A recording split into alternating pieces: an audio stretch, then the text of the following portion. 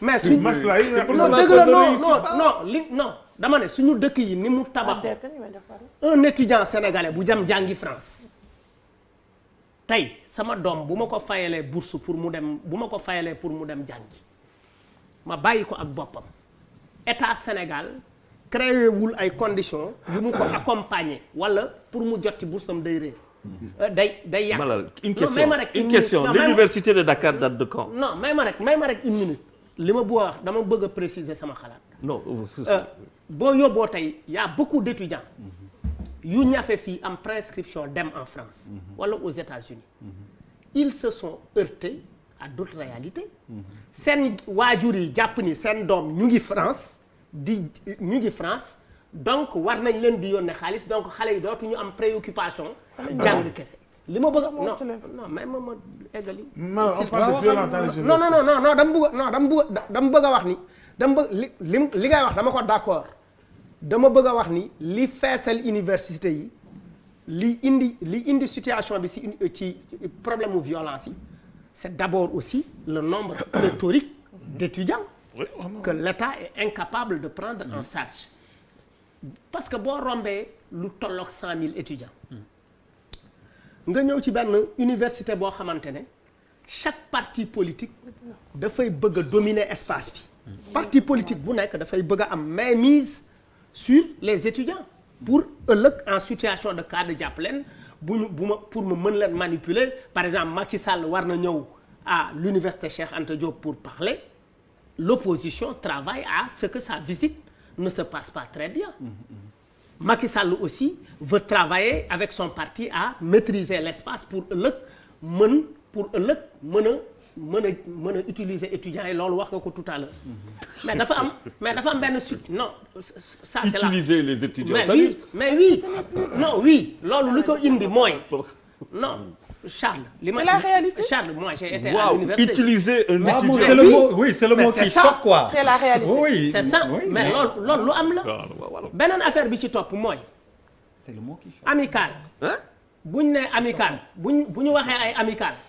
amical yi dañuy am ay délais découragé ci biir amical yi mu am président am PCS mooy président commission sociale te le président de la commission sociale pouvoir yi mu am xëy na sax président amical bi amu mu am ñi nga xamante ne commission pédagogique lañ nekk te loolu yooyu noonu yëpp ay opportunité la pour ki nga xamante ne mooy xeex te kooku buy dem campagne il cherche un carnet d'adresse il va aller voir Birima qui est de l'APR qui lui donne un peu d'argent pour qu'il batte campagne il va voir tel en donnant effectivement des garanties pour ëllëg kooku bu ko soxlaa mu mën ko mobiliser il faut que éléments yooyu ñu xam ko ñu am également ay possibilités de quota au niveau des chambres d'université quota yooyu tey boo demee biir université il y a des chambres yi nga xamante ne c'est des gens qui ne sont ni étudiants qui habitent là-bas mais lui et les chambres sont vendues à plus de 350 000 mais État mu ngi jéem ça c'est grave hein. mais oui et l'État quand même il faut le dire l'État est en train de se battre pour loolu dañ mais puisque en fait c'est un pouvoir qui donne aux étudiants une possibilité de se faire de l'argent au-delà des bourses 2005 la loolu commencé woon est-ce que tu comprends loolu mais ça mais oui mais jusqu'à présent c'est ce qu'il a dit li mu loolu c'est une situation qui est là xam nga loolu c'est une situation léegi nag bu amical yi nekkee ci élection da ngay gis les partis politiques investissent ci liste yi les partis politiques génne xaalis teg sur la table maintenant li jara xool mooy les étudiants qui créent des situations de violence est-ce qu'ils sont majoritaires à l'université pour man yeneen étudiants yi amuñu fulla pour man yeneen étudiants yi amuñu fulla li nga xamante ne non. moi je comprends tellement ce que tu dis je suis d'accord avec ce qu'il dit est-ce que justement comme ni nga wax am fulla bi warul door ci ñu def critère d'excellence maanaam ko amul 13 14 ou 15 de moyenne am fulla bi xam nga ci lu mu am fulla bi xam nga mooy la. doo nekk dirigeant mooy taxaw ne ñun suñu bërëb bii université dañ fi bëgg a jàng. parce que jàng moo ñu fi tax a jóg. oui. lu fi parce que dafa mel ne tey ci biir jumaa ji personne n'ose faire n'importe quoi à Massalikul Jinaan parce que loolu taalibe yi ñoo ciy njëkk a taxawal seen bopp pour ne effectivement telle ou telle chose ne se passera pas ici. am na looy bëgg a def Touba doo ko fa mën a def am na looy bëgg a def